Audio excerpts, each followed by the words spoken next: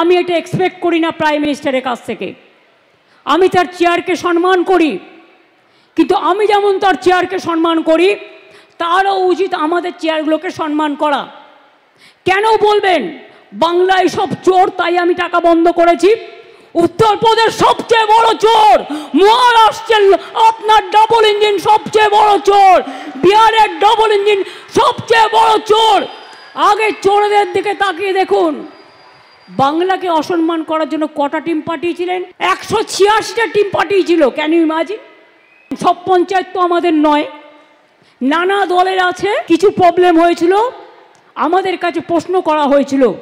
সব প্রশ্নের উত্তর দেওয়ার পরেও আপনারা নাম্বার কাটছেন আর বাংলাকে চোর বলছেন।